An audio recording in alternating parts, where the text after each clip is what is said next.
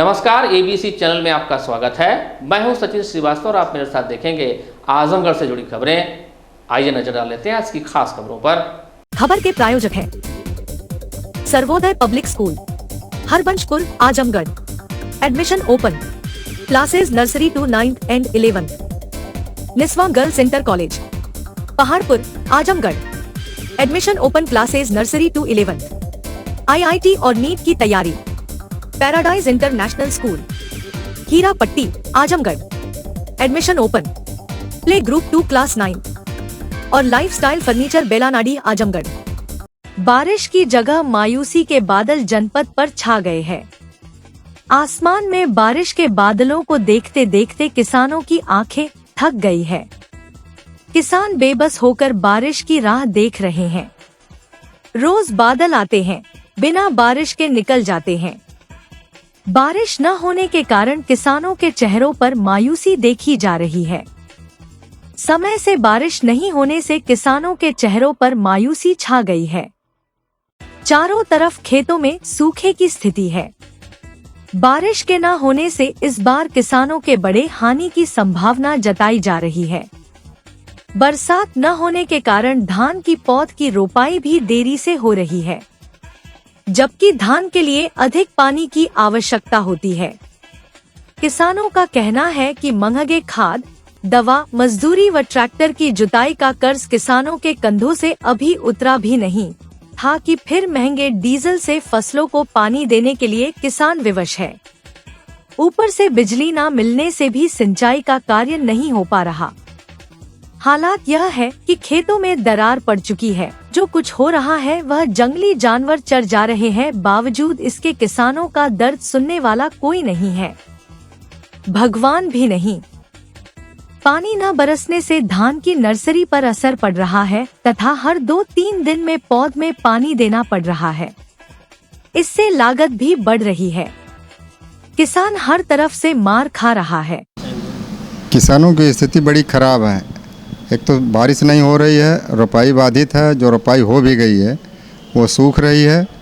दूसरे इतने जो है जंगली जानवर, नीलगाय, सांड, ये सब जो है खेती में जो बचा हुआ है, मक्का है, बाजरा है, गन्ना है, ये सब उसको नुकसान कर रहे हैं, चर जा रहे हैं। किसान पूरी तरह बारिश में डिपेंड रहता है क्या? पूरी तरह बारिश पर तो रहता ही है। जो हल्की फुल्की साधन कर भी लिए हैं वो प्रकृति के संसाधन में थोड़ा सहायक होता है। हाँ, क्या चाहते हैं आप लोग इस समय? अब इस समय सरकार को चाहिए ना सूखाग्रस्त घोषित किया जाए। बारिश नहीं होती तो क्या? हाँ, बारिश नहीं होगी और अब होगी भी तो अब उतनी अच्छी पैदावार हो नहीं पाएगी, क्योंकि 1 महीना कृषि जो है पीछे हो चुकी है। खेती किसानी में बड़ी प्रभावित हो रही है। रोजी रोजगार नहीं है। जो लोग मजदूरी करने वाले हैं उनके सामने सबसे बड़ी रोजी रोजगार की समस्या है, प्रॉब्लम। किसान क्या चाह रहा है इस समय? किसान इस समय चाह रहा है कि उसे सूखाग्रस्त घोषित किया जाए। शासन की तरफ से अगर कोई सुविधा मिलती है तो उसका पैकेज दिया जाए और वो भी टाइमली दिया जाए, उसमें बंदर बांट न हो। बिजली भी बहुत कम आ रही है, रुक रुक करके आ रही है, कट जा रही है। 24 घंटे किसान जो है बिजली पे निर्भर हैं कि किसी तरह सिंचाई किया जाए, लेकिन न रात में बिजली अच्छे ढंग से मिल रही है न दिन में मिल। किसान के लिए सिंचाई के लिए डीजल भी नहीं सस्ता हो रहा है, बिजली आ नहीं रही है अच्छे ढंग से। उसी पर आदमी निर्भर था कि जिसके पास संसाधन है वो तो कुछ कर लेता। किसान तो चारों तरफ से मार खा रहा है। हाँ, ये बिल्कुल चारों तरफ से किसान मारा जा रहा है। फसल कितना नुकसान हो रहा है? फसल का मैं समझ रहा हूँ करीब 20% तो नुकसान हो चुका है। अब आगे अगर प्रकृति ने साथ नहीं दिया, शासन ने साथ नहीं दिया तो और भी ज़्यादा होगा, 50% से ऊपर होगा। किसान की स्थिति बहुत दयनीय है। कोई सुविधा नहीं है, डीजल महंगा है, बिजली मिल नहीं रही है, बारिश हो नहीं रही है। हम कृषि प्रधान देश के होते हुए भी हमारी सरकार की तरफ से बहुत विशेष सुविधा नहीं है कि खेत में एकदम दरार पड़ी हुई है, एकदम सूखा पड़ा हुआ है। जो लगाई गई है, धान की रोपनी की गई वो सूख रही है। अरहर की खेती जो हुई है उसमें कीटाणु लग रहे हैं, कितना दवा छिड़का जाएगा? बारिश न होने की वजह से नुकसान है।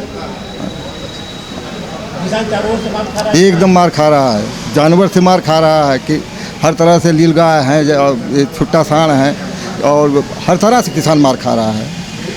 खेती करने का उपाय नहीं समझ। अब कोई उपाय नहीं है, क्या किया जाए? भगवान भरोसे होती थी, भगवान भरोसे हो गया, फिर नहीं, जब प्रकृति नहीं साथ देगी तो खेती तो एकदम बेकार हो जाएगी। खेती की स्थिति बहुत ख़राब चल रही है, बारिश नहीं हो रही है, दुआ हो रही है, लोग दुआ कर रहे हैं, बारिश नहीं हो रही है, जिसकी वजह से बहुत तकलीफ़ है। और डीजल भी बहुत महंगा है, लाइन भी नहीं आती और बाकी सब परेशानियां हैं। तकरीबन 20-30% नुकसान हो चुका है। अगर अल्लाह ने बारिश कर दिया तो हो सकता है कि पूरा हो जाए, नहीं तो फिर कोई उम्मीद नहीं है। सरकार से क्या मांग चाहता है? सरकार भाई हर सुविधा दे, जो भी ज़रूरत है, जो भी ज़रूरत है, डीजल है और चीज़ है। सरकार को आश्वासन दे दी किसान की मदद की जा रही है, किसान की मदद है नहीं। किसान की मदद है नहीं, लेकिन कभी कभी करते कभी कभी नहीं करते, लोग बीच में खा जाते हैं। जो ज़रूरत हो तो किसान दे, उसको पूरा करे, पैसा है और चीज़ है, गल्ला वगैरह वगैरह। किसान जो खेती करता है भगवान के भरोसे रहता है। भगवान के भरोसे रहता है, लेकिन भगवान तो हर काम भगवान ही पूरा करता है, लेकिन मेहनत करना तो किसान का काम है ना। और पानी तो किसान देगा, जुताई बुवाई किसान करेगा, देंगे तो भगवान ही हैं। बारिश नहीं होने से नुकसान ज़्यादा बहुत काफ़ी नुकसान है, नुकसान नहीं बहुत काफ़ी। बैठाने के बाद सब सूख रहा, पूरा धान सबका सूख रहा, एक आदमी के नहीं, कोई भी कास्ट हो तो भगवान तो कास्ट नहीं देखते ना, इंसान देखते हैं। बारिश होगी तो यहाँ भी होगी, हमारे खेत में होगी, आपके खेत में होगी, सबका नुकसान जा रहा है बहुत चारों तरफ सूखा है। बहुत। प्रदेश के सिंचाई, जल संसाधन एवं बाढ़ नियंत्रण मंत्री स्वतंत्र देव सिंह ने बुधवार देर रात जिले के हरैया विकासखंड क्षेत्र के महुला गढ़वल तटबंध पर स्थित चलित बाढ़ नियंत्रण परियोजना का स्थलीय निरीक्षण किया। घाघरा नदी में उफान के कारण जिले के देवारा क्षेत्र में हर वर्ष बाढ़ आती है। स्थलीय निरीक्षण के बाद गुरुवार सुबह सर्किट हाउस में मीडिया से बात करते हुए कैबिनेट मंत्री स्वतंत्र देव सिंह ने कहा कि बाढ़ एक चुनौती है। नदियों की बहने की अपनी परंपरा है। कहा कि जब नेपाल और उत्तराखंड में भारी बारिश होती है तो नदियां विकराल रूप धारण करती हैं। बताया कि अभी उत्तराखंड में हुई भयंकर बरसात के कारण यूपी के एक डैम में 10 से 18 फीट तक पानी बढ़ गया था, जिस कारण डैम को खोलना पड़ा और 4 लाख क्यूसेक पानी निकालन पड़ा। बताया कि अचानक पानी बढ़ने से पीलीभीत, लखीमपुर खीरी और शाहजहांपुर को बाढ़ का सामना करना पड़ा। इन चुनौतियों से निपटते हुए हम बाढ़ राहत के लिए मुख्यमंत्री योगी आदित्यनाथ के नेतृत्व में काम कर रहे हैं। मंत्री जी ने बताया कि श्रावस्ती जिले में एक परिवार के 12 सदस्य बाढ़ में फंस गए थे, जिन्हें पुलिस, पीएसी और एनडीआरएफ की टीम ने सकुशल बचाया। कहा कि हमारी 338 परियोजनाएं चल रही हैं, जिससे हम लोग बाढ़ नियंत्रण के लिए काम कर रहे हैं। बाढ़ की चुनौतियों से निपटने के लिए प्रदेश सरकार तैयार है। जब से प्रदेश में 2017 में योगी आदित्यनाथ के नेतृत्व में सरकार बनी, तब से बहुत परिवर्तन आया है। हम लोगों की कोशिश रहती है कि न्यूनतम नुकसान हो और जनधन की हानि ना हो। हाल ही में वित्त मंत्री निर्मला सीतारमण द्वारा पेश किए गए बजट में उत्तर प्रदेश की उपेक्षा का आरोप लगाते हुए समाजवादी पार्टी के राष्ट्रीय अध्यक्ष अखिलेश यादव ने विरोध दर्ज कराया था। अखिलेश यादव के विरोध पर मंत्री स्वतंत्र देव सिंह ने कहा कि समाजवादी पार्टी कोई दल नहीं है। जातिवाद, परिवारवाद और मुस्लिम विलुप्तीकरण की राजनीति करते हैं। 2017 के पहले समाजवादी पार्टी की सरकार में यूपी के लोगों ने देखा है कि बजट का क्या हाल होता था। भ्रष्टाचार, अराजकता और लूटपाट चरम पर थी। प्रदेश में ना बिजली व्यवस्था अच्छी थी और ना सड़कों की हालत अच्छी थी। 2017 में योगी आदित्यनाथ की बनने के बाद हम प्रदेश को विकास के रास्ते पर ले गए। आज बिजली अच्छी मिल रही है, सड़कों की स्थिति सुधरी है। कहा कि केंद्र का बजट गरीबों के कल्याण के लिए है। उन्होंने कहा कि नमामि गंगे परियोजना और जल जीवन मिशन में अच्छा काम हो रहा है, लेकिन और बेहतर करने की कोशिश की जा रही है। लोकसभा चुनाव में यूपी में बीजेपी की हार पर कहा कि हम लोग समीक्षा कर रहे हैं। आज सरकार और संगठन मिलकर काम कर रहे हैं। कहा कि सरकार गरीबों को पक्का मकान दे रही है। नियुक्तियों में कोई भेदभाव नहीं है, गुंडाराज खत्म हुआ है। केंद्र और प्रदेश सरकार की कोशिश है कि दोनों मिलकर गरीबों के कल्याण के लिए काम करें। केंद्र और राज्य सरकार की योजनाएं गरीबों तक पहुंचे। होती है, नदियों की बहने की अपनी परंपरा है और जब नेपाल उत्तराखंड में भयंकर बारिश आती है एक विकराल रूप धारण करती हैं नदियाँ। अभी आप देखे होंगे उत्तराखंड और नेपाल की बारिश होने के कारण बनमसा डैम पर सीधे 10 से लेकर 18 फीट पानी बढ़ा, जिसके कारण डैम को खोलना पड़ा और 4 लाख क्यूसिक पानी हमें निकालना पड़ा। और वो नदियों की क्षमता नहीं थी कि वो 4 लाख क्यूसिक पानी को सहन कर सकें, इसलिए नदियों को भी क्रॉस करना पड़ा। इसलिए पीलीभीत, शाहजहाँपुर, लखीमपुर, इन बेल्टों में बाढ़ का सामना करना पड़ा। लेकिन उन चुनौतियों से हम लोग निपटे भी। राहत सरकार ने आदरणीय योगी जी के नेतृत्व में राहत कार्य से लेकर सभी अधिकारियों को जिस प्रकार समीक्षा करते हैं, तो सभी लोगों को लेकर अधिकारी नीचे तक उनमें लगे। और एक घटना भी हो गई थी, आपको भी आया होगा ध्यान में। एक परिवार के 12 लोग, महिलाएं सहित पुरुष सहित, परवल तोड़ने गए थे।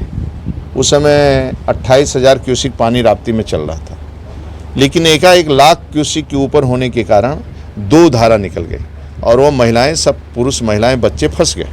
लेकिन एक महिला ने 100 नंबर पर डायल किया, पुलिस ने त्वरित कार्रवाई किया और पुलिस 2.5 घंटे के अंदर किसी तरह उस महिला से कहा टार्च जलाओ, दिखाई नहीं दे रहा, अंधेरा का समय था, और टार्च जलाई और किसी तरह 2.5 घंटे में ढूंढकर फिर एनडीआरएफ की टीम, बाकी पीएसी की टीम सभी लगकर सभी लोगों को जान बचाने का काम किया, जिसका वो सुरक्षित बाहर निकला। आदरणीय योगी जी श्रावस्ती में जाकर लोगों का सम्मान किया पीएसी के टीम को, बाकी लोगों का भी। तो इस समय हमारे राज्य के अंदर 338 परियोजनाएं चल रही हैं, जिसके कारण बहुत से गाँव को हम सुरक्षा प्रदान कर रहे हैं। आगे और जहाँ जहाँ कठिनाई आएगी उनको भी देखना है कि कटान न होने पाए, क्योंकि कटान कहीं ना कहीं होगा। जब ये सरयू और राप्ती उतरती हैं तो काटती हुई उतरती हैं, तो ये स्वाभाविक है।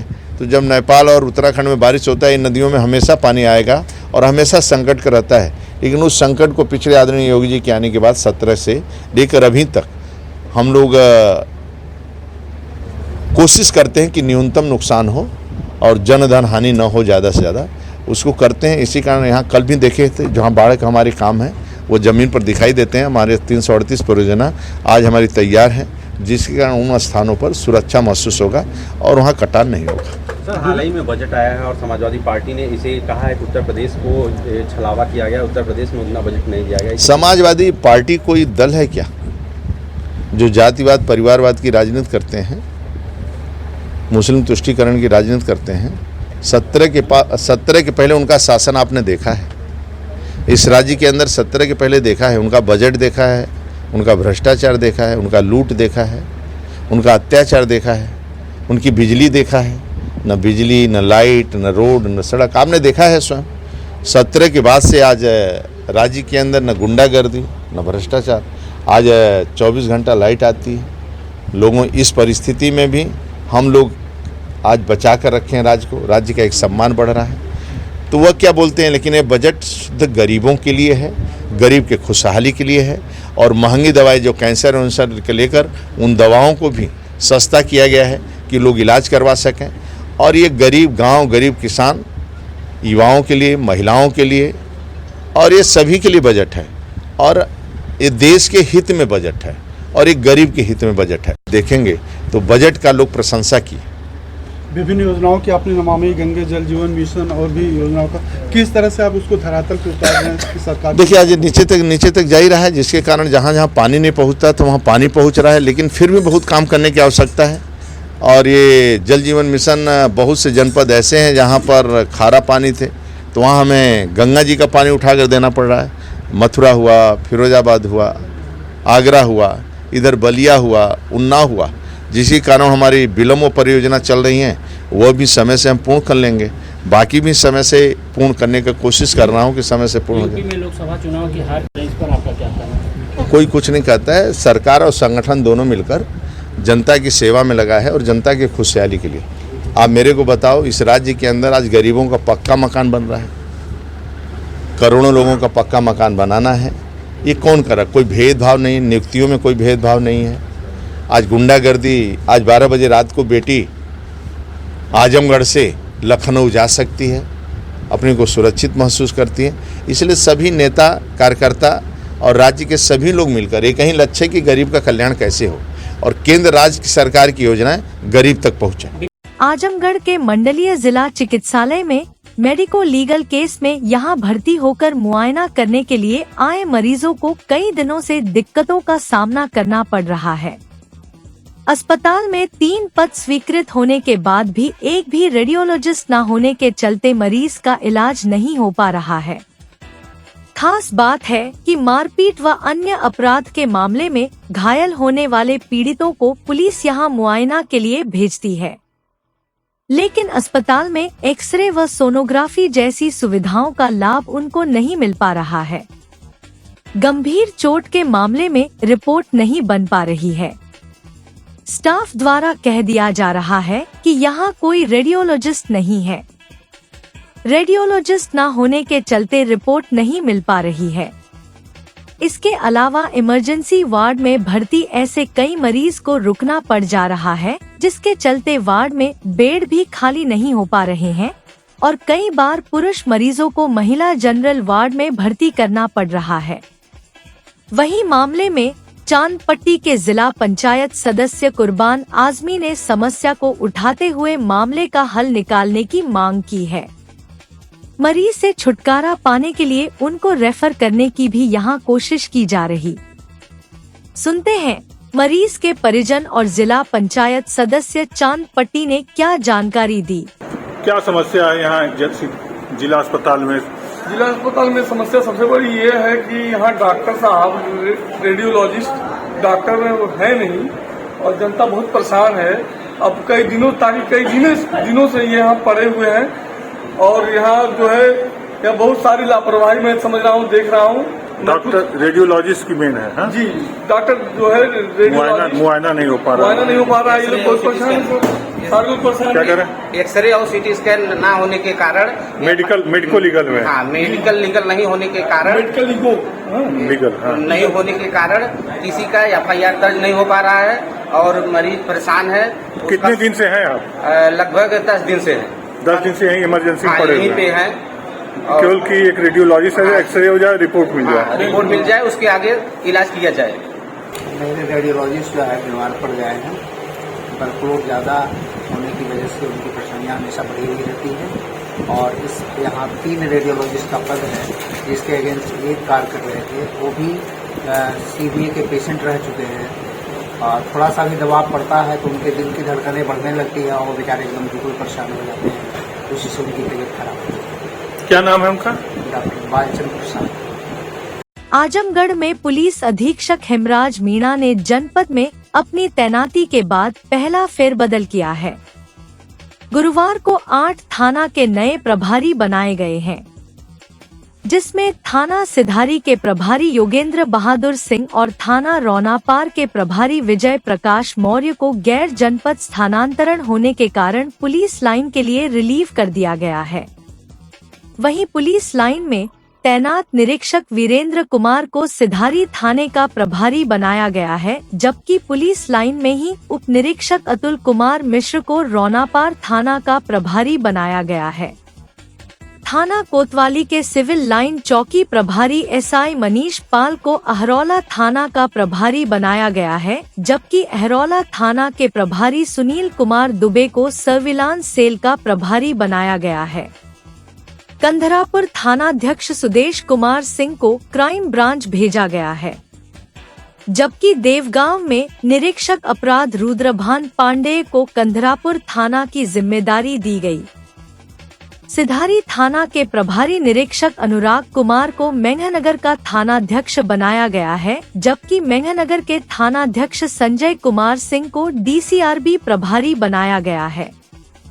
क्राइम ब्रांच के प्रभारी राकेश कुमार सिंह को बरदह थाना का प्रभारी बनाया गया है, जबकि बरदह थाना प्रभारी अखिलेश मौर्य को मॉनिटरिंग सेल का प्रभारी बनाया गया है।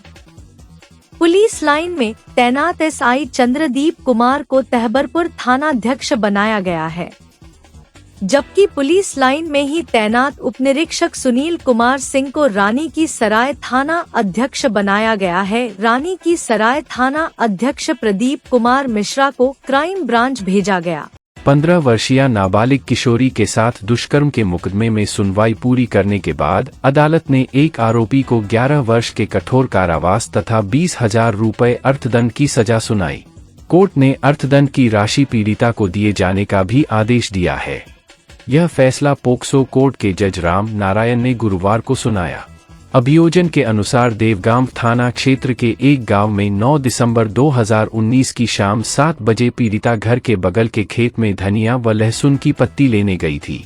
तभी अभिषेक पुत्र पंचदेव पीड़िता को जबरदस्ती अरहर के खेत में उठा ले गया और उसके साथ दुराचार किया। इधर जब काफी देर तक पीड़िता घर पर नहीं पहुंची तब पीड़िता की मां और बहन उसे खोजने निकली तो थोड़ी दूर पर अरहर के खेत में पीड़िता अचेत अवस्था में पड़ी हुई थी। होश में आने पर पीड़िता ने बताया कि अभिषेक ने उसके साथ जबरदस्ती दुष्कर्म किया है। पुलिस ने जांच पूरी करने के बाद चार्जशीट न्यायालय में प्रस्तुत किया। अभियोजन पक्ष की तरफ से विशेष लोक अभियोजक अवधेश कुमार मिश्रा ने पीड़िता समेत कुल 6 गवाहों को न्यायालय में परीक्षित कराया। दोनों पक्षों के दलीलों को सुनने के बाद अदालत ने आरोपी अभिषेक को 11 वर्ष के कठोर कारावास तथा 20,000 रुपये अर्थदंड की सजा सुनाई।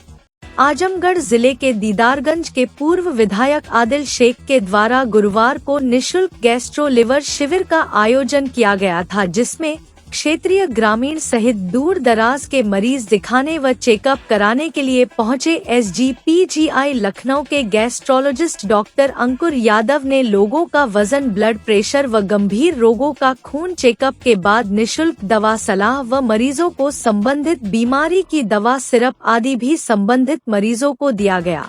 इसके लिए ब्लड प्रेशर मापक टीम व वजन नापने की मशीन की टीम, वहीं पर खून टेस्ट करने की मशीन सहित संबंधित विभाग के डॉक्टर संजीव सिंह, धीरेन्द्र कुमार यादव, शैलेंद्र यादव, ओम प्रकाश यादव सहित स्टाफ मौजूद थे। वहीं पर गैस्ट्रोलॉजिस्ट डॉक्टर अंकुर यादव ने लोगों को बारी बारी से करीब 192 लोगों को चेकअप के बाद दवा के साथ मरीज को स्वस्थ रहने के लिए उनके खानपान पर नियंत्रण, जिसमें चाइनीज अधिक केमिकल से बने भोजन को नियंत्रित करने की सलाह दी। वहीं पर डॉक्टर ने बताया कि लिवर से संबंधित बीमारियां मदिरा, पान व तली भुनी चीजों के खाने से बढ़ रही हैं, जिसको परहेज करके लोग स्वस्थ रह सकते हैं। शिविर पूर्व विधायक आदिल शेख द्वारा छाऊ स्थित आवास पर यह शिविर आयोजित किया गया था, जिसमें क्षेत्रीय लोगों ने लिवर से संबंधित व गैस से संबंधित बीमारियों का निशुल्क इलाज व सही सलाह दी गई। इस मौके पर विभूति सरोज ग्राम प्रधान छाऊ,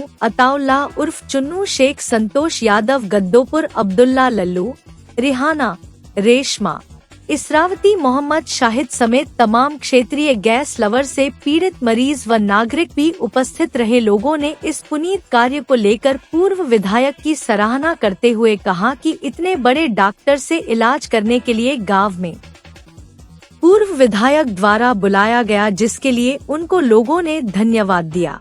जिलाधिकारी ने बुधवार की देर शाम कलेक्ट्रेट सभागार में आगामी 10 अगस्त को आयोजित होने वाले राष्ट्रीय कृमि मुक्ति कार्यक्रम अगस्त 2024 के दृष्टिगत जिला स्तरीय, ब्लॉक और नगर स्तरीय अधिकारियों के साथ बैठक की। बैठक के दौरान जिलाधिकारी विशाल भारद्वाज ने कहा कि सभी ब्लॉकों CHC-PHC को दवा और रिपोर्टिंग फॉर्मेट को समय पर उपलब्ध सुनिश्चित किया जाए। उन्होंने कहा कि स्कूल एवं आंगनबाड़ी केंद्र आधारित डिवार्मिंग कार्यक्रम के दिशा निर्देशों को सभी ब्लॉकों के साथ साझा करना सुनिश्चित करें। जिलाधिकारी ने कहा कि ऑनलाइन प्लेटफॉर्म के माध्यम से कार्यक्रम की तैयारी का अनुश्रवण करें तथा सुनिश्चित करें कि कार्यक्रम की सभी तैयारियां पूर्ण हैं। जिलाधिकारी ने कहा कि डिवार्मिंग कार्यक्रम के महत्व और इसके कार्यान्वयन के लाभों का व्यापक प्रचार प्रसार प्रिंट मीडिया एवं अन्य माध्यम से कराना सुनिश्चित करें। उन्होंने कहा कि सभी ब्लॉकों से कवरेज डेटा की समय पर रिपोर्टिंग सुनिश्चित की जाए। उन्होंने कहा कि आशा आंगनबाड़ी कार्यकर्ता एक माइक्रो प्लान तैयार करें, जिसमें उनके कार्य क्षेत्र के समस्त लक्षित आयु वर्ग की सूची संलग्न करें, जिन्हें अभियान के दौरान स्कूलों एवं आंगनबाड़ी केंद्रों पर 10 अगस्त को दवा खिलाई जाएगी। उन्होंने कहा कि स्वास्थ्य, शिक्षा एवं ICDS विभाग निजी विद्यालय के प्रबंधकों को नोडल नामित कर सुनिश्चित करेंगे कि लक्षित आयु वर्ग को अल्बेंडाजोल की गोली खिला दी गई है। जिलाधिकारी ने कहा कि राष्ट्रीय कृमि मुक्ति कार्यक्रम का उच्च स्तर बनाए रखने के लिए सामुदायिक जागरूकता की पहल की जाए। उन्होंने कहा कि इसके लिए डिजिटल माध्यम, सोशल और मास मीडिया का प्रयोग किया जाए, जिससे स्थानीय लोगों तक अधिक से अधिक जानकारी पहुंचे। उन्होंने कहा कि आईईसी और प्रशिक्षण सामग्री के वितरण में डिजिटलाइजेशन और तकनीकी का इस्तेमाल किया जाए। जिलाधिकारी ने कहा कि कृमि नियंत्रण से बचाव, इलाज और फायदे के लिए जागरूक किया जाए। उन्होंने कहा कि जनमानस को नाखून साफ रखने, हमेशा साफ पानी पीने, खाने को ढक कर रखने, साफ पानी से फल व सब्जियां धोने, आसपास सफाई रखने, जूते पहनने, खुले में शौच न करने एवं अपने हाथ खाने से पहले साबुन से धोने के लिए जागरूक किया जाए। उन्होंने कहा कि लोगों को बताया जाए कि एल्बेंडाजोल की गोली के प्रयोग से स्वास्थ्य पोषण में सुधार, रोग प्रतिरोधक क्षमता में वृद्धि, एनीमिया नियंत्रण, समुदाय में कृमि संक्रमण की कमी, सीखने की क्षमता और कक्षा में उपस्थिति में सुधार तथा वयस्क होने पर काम करने की क्षमता में वृद्धि होती है। जिलाधिकारी ने कहा कि 1 से 19 वर्ष तक के आयु के सभी बच्चों को कृमि संक्रमण से बचाने के लिए प्रदेश में कृमि मुक्ति अभियान का आयोजन वर्ष में 2 बार किया जाता है। उन्होंने कहा कि राष्ट्रीय कृमि मुक्ति दिवस 10 अगस्त 2024 को आयोजित किया जाएगा। छूटे हुए बच्चों को आच्छादित करने के लिए दिनांक 14 अगस्त 2024 को मॉपअप दिवस आयोजित किया जाएगा। गोली देने से पूर्व सुनिश्चित करें कि बच्चा बीमार तो नहीं है अथवा बच्चा पूर्व से किसी प्रकार की बीमारी की दवा नहीं खा रहा है। यदि ऐसा है तो यह सुनिश्चित करें कि ऐसे बच्चे को कृमि मुक्ति की दवा नहीं खिलाई जाएगी। जिलाधिकारी ने कहा कि ग्राम प्रधानों द्वारा ग्राम सभा क्षेत्र के अंतर्गत विद्यालय और आंगनवाड़ी केंद्रों पर कृमि मुक्ति दिवस कार्यक्रम के उद्घाटन में प्रतिभाग कराएं।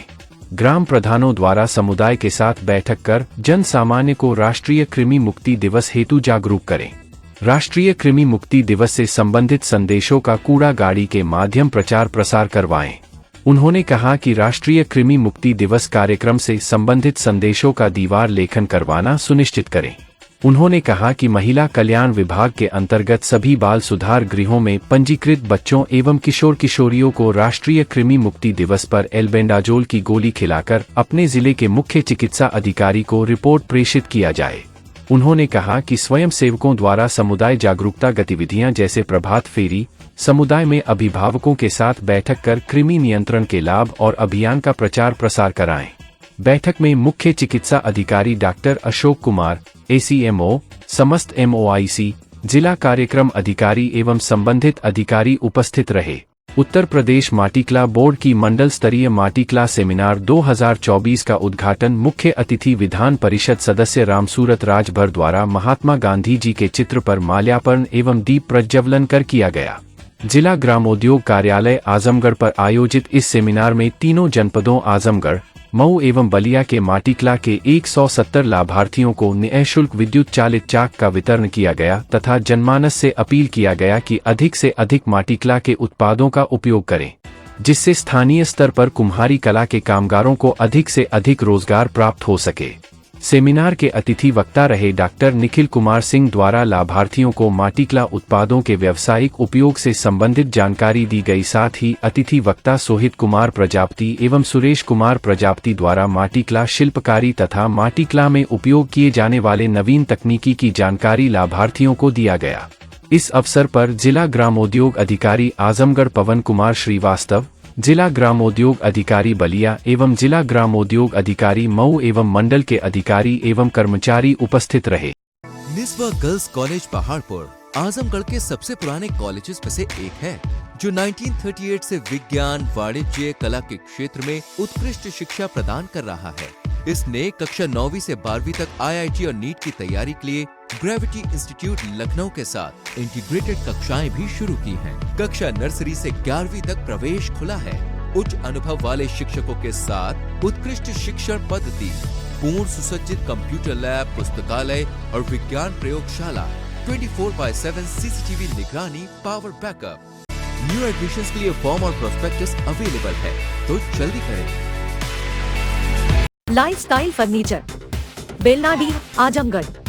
सभी प्रकार के फर्नीचर एवं इलेक्ट्रॉनिक सामानों की भरपूर रेंज उपलब्ध। हमारे यहाँ EMI की सुविधा 0% ब्याज पर उपलब्ध। इलेक्ट्रॉनिक सामानों में LED TV, refrigerator, washing machine, air conditioner, air cooler, deep freezer, water cooler, mixer juicer, iron, fan, induction, battery, inverter, electric geyser, gas geyser, आटा चक्की इत्यादि। फर्नीचर के सामानों में बेड, गद्दा, सिंगारदान, अलमीरा, sofa, table, chair, rack, stool, संदीली, सीढ़ी, डाइनिंग टेबल, झूला आदि। शादी विवाह की हो तैयारी या ऑफिस और घर के लिए सामानों की करनी हो खरीदारी, पहुंचिए lifestyle furniture, Belnadi, Azamgarh. Sarvodaya public school near RTO office, Harbanspur, Azamgarh. Affiliated to CBSE. Admissions open from classes nursery to 9 and 11.